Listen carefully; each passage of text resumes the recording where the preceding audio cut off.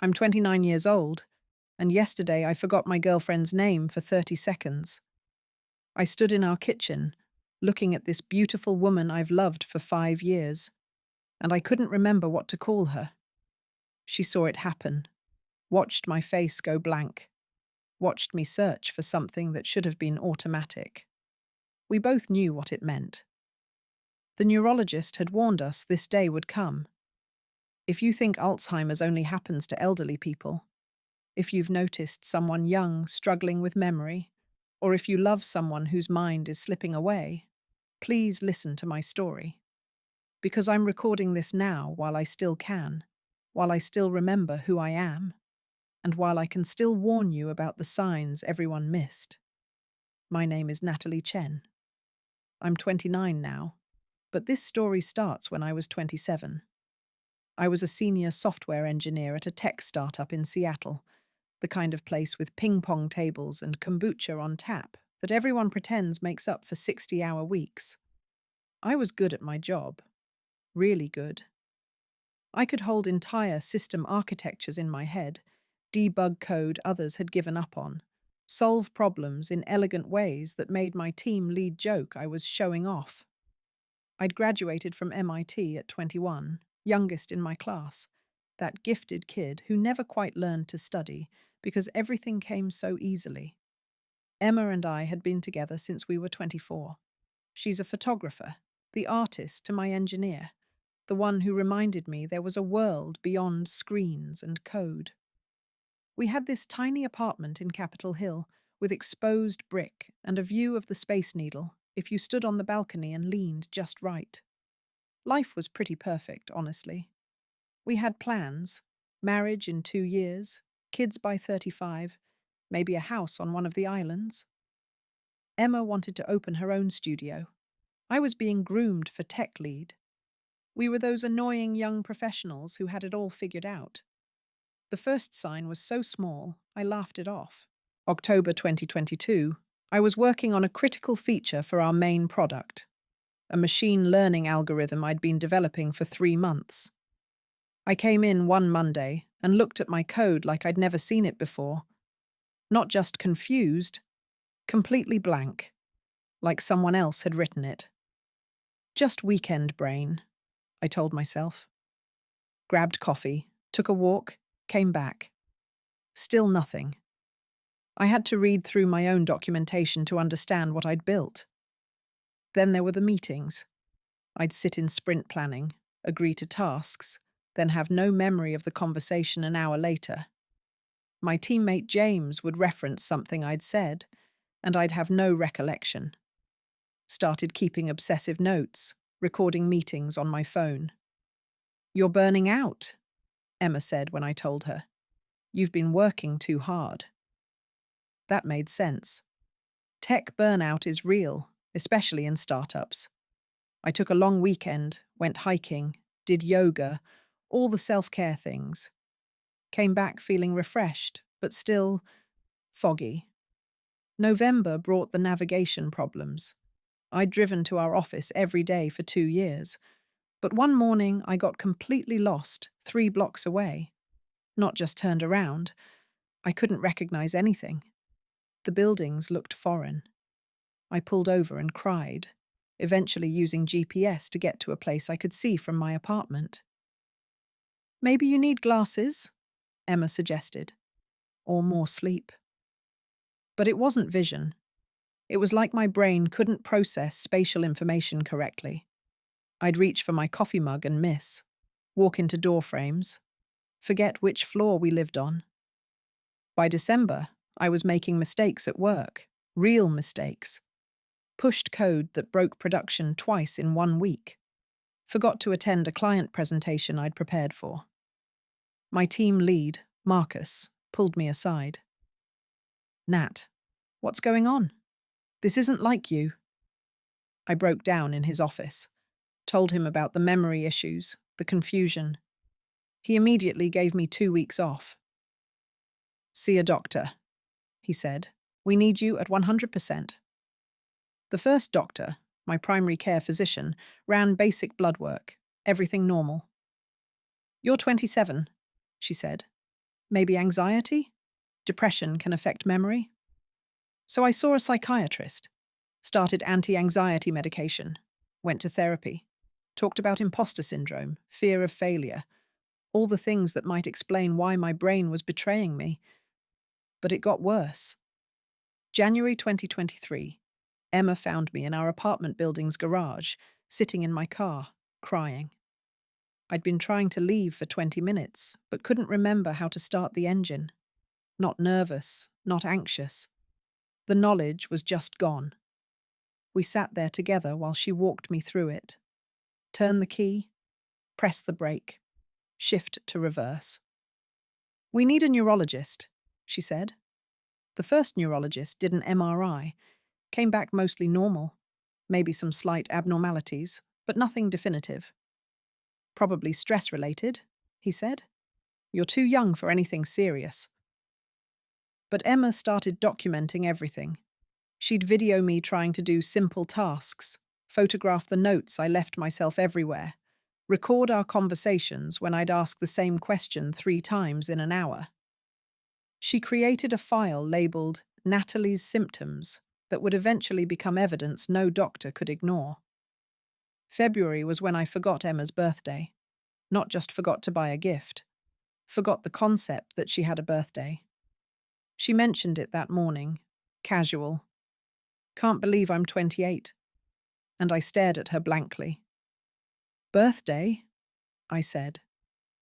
The hurt in her eyes before she covered it with understanding. I'll never forget that look. How do you forget the birthday of someone you love? Work became impossible. I'd sit at my computer, hands on keyboard, and not remember what programming was. My teammates started covering for me, redistributing my tasks without saying anything. Marcus put me on indefinite medical leave while keeping me on payroll. Figure out what's wrong, he said. Your job will be here. The second neurologist, Dr. Sarah Kim, was different. She listened to everything, reviewed Emma's documentation, ordered specific tests, PET scan, lumbar puncture, genetic testing. I want to rule out everything, she said. Your symptoms suggest something neurodegenerative, but at your age... She didn't finish the sentence. At my age, it should have been impossible. The PT scan showed amyloid plaques in my brain, tau proteins tangled in my hippocampus. The pattern was unmistakable, Alzheimer's disease.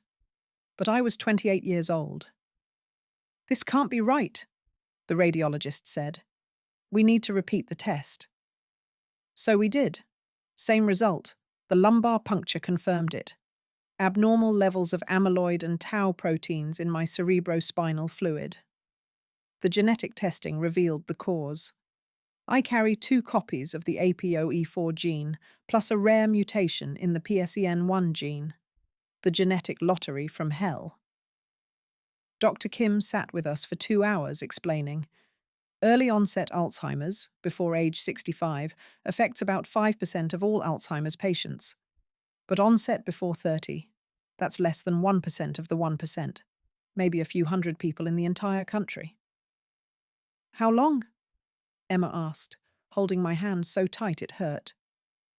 It's variable, Dr. Kim said carefully. The younger the onset, typically the faster the progression. But every case is different. Emma pushed. How long does she have before? With someone this young, significant cognitive decline usually occurs within 3 to 5 years. But we have medications that might slow it down. Clinical trials, options. I sat there trying to process that my brain, the thing I'd built my entire identity around, was literally eating itself. Those plaques and tangles were destroying neurons, severing connections, erasing me from the inside out. Emma moved into crisis mode. She researched every clinical trial, called every specialist, joined every early-onset support group. She found a trial at UW Medicine for a new drug that might slow progression, got me enrolled within a week. But she also did something else. She started recording everything: videos of me telling our story, photos of us together, voice memos of me saying I love her. For later, she said, when you need reminders. I had to tell my parents, my Chinese immigrant parents who'd sacrificed everything for my education, who'd framed every report card, every degree. My mother collapsed. My father, the man who'd never cried in my presence, sobbed like a child. It's not possible, my mother kept saying. You're perfect. Your brain is perfect. But it wasn't. The MRI images showed the truth.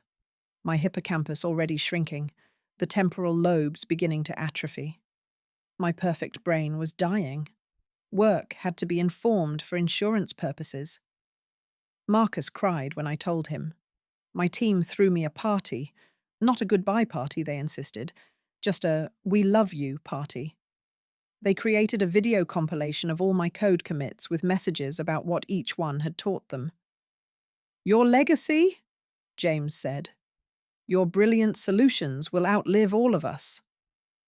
But I couldn't understand the code anymore. Looking at functions I'd written 6 months earlier was like reading a foreign language. The logical connections that had been automatic were gone. Spring of 2023 brought personality changes. I'd always been patient, methodical. Now I had outbursts over nothing. Threw a plate because I couldn't remember how to use a can opener. Screamed at Emma for moving my toothbrush when she hadn't touched it.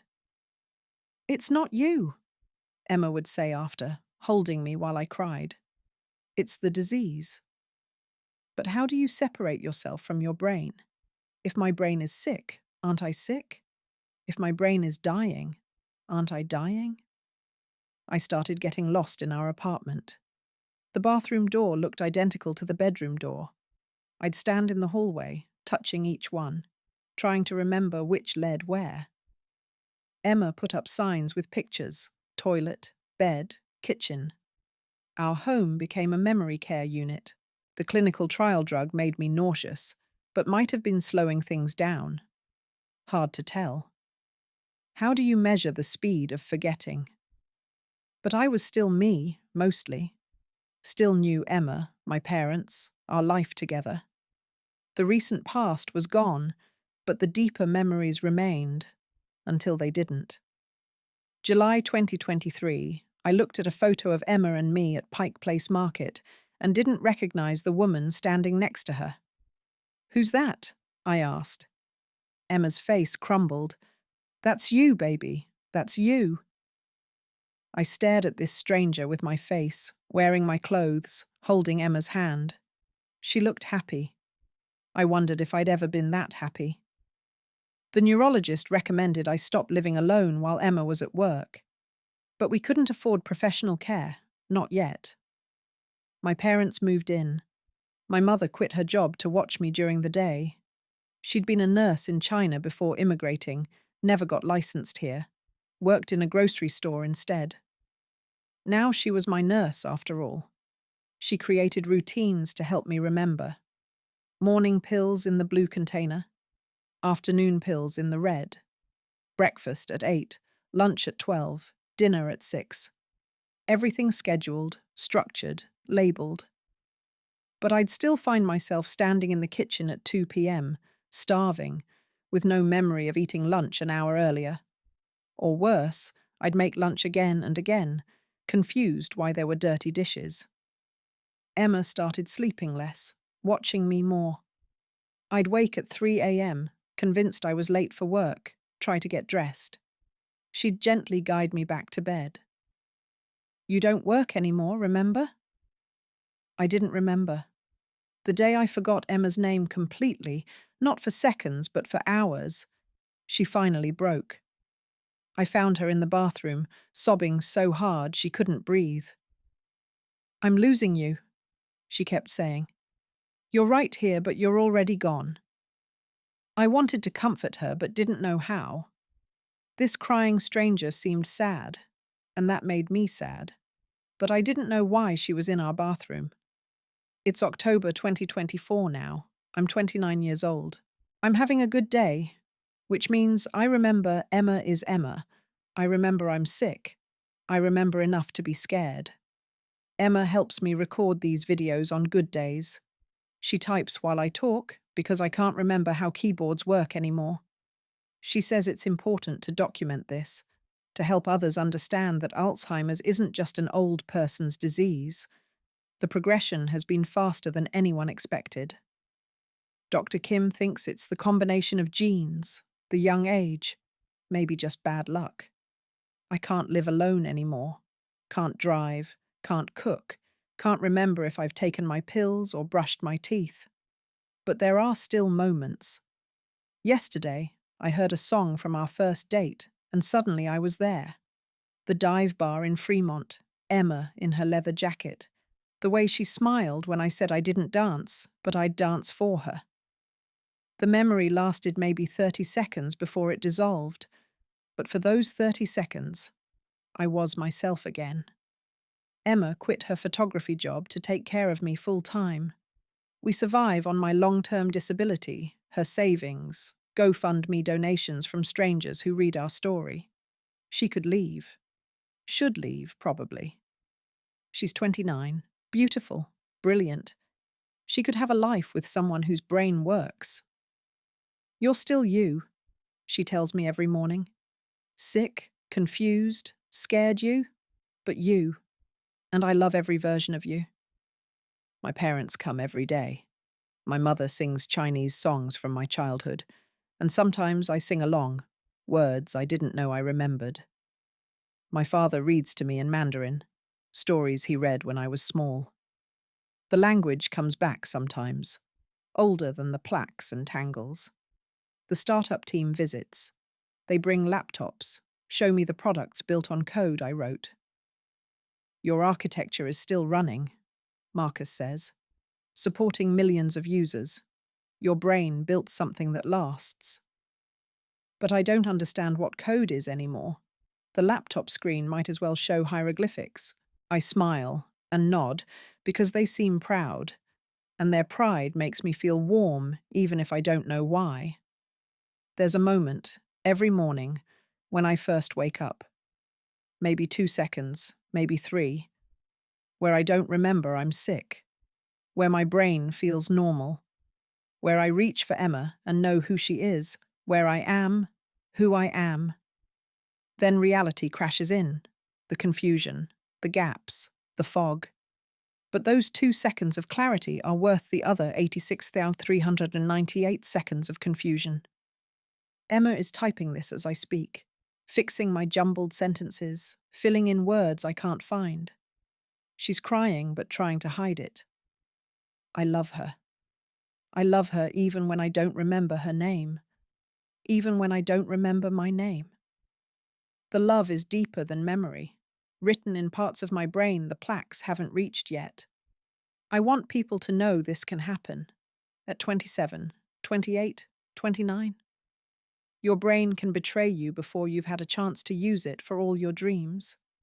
I wanted to build things, create things, change things. Instead, I'm becoming nothing, piece by piece, memory by memory. But Emma promises she'll remember for me. My parents will remember. My code will run on servers, solving problems I no longer understand. In that way, maybe I'm not disappearing. Maybe I'm just dispersing, becoming part of other people's memories instead of keeping my own. Tomorrow I might not remember recording this, might not remember Emma's name, might not remember mine. But today, right now, I remember enough to say this. Love the people who stay when your mind goes. They're seeing you disappear and choosing to hold on anyway. That's the kind of love that transcends memory. That's the kind of love worth forgetting everything else for. Emma here. Natalie asked me to finish this because she gets too tired now, loses the thread. Thank you for listening to our story. It's still being written, though the ending feels inevitable. If you're young and experiencing memory problems, don't let doctors dismiss you. Push for testing. Early-onset Alzheimer's exists. And the earlier it's caught, the more time you have to plan, to try treatments, to say what needs saying. If you love someone with dementia, at any age, know that they're still in there. Different, confused, sometimes unrecognizable, but still human, still deserving of dignity and love. The disease takes their memories, not their soul. Please share this story, not for sympathy, but for awareness. Comment if you've faced early onset dementia in your family. Let's make this invisible disease visible. Subscribe if you want to follow our journey. I'll keep posting updates as long as Natalie wants to share, as long as she has stories to tell, even if she tells the same one 5 times in a row. Remember to hold your loved ones close. Tell them you love them while they can understand it, while they can remember it, while they can say it back. And if you're in tech, know that Natalie's code is still running, still elegant, still solving problems. Minds like hers leave marks on the world that no disease can erase. From both of us, the brilliant programmer who's forgetting and the photographer who's remembering for her. Thank you. Thank you for witnessing our love story, even as it becomes a story only one of us can tell. Take care of your brains. They're more fragile than you think. With love, Emma and Natalie.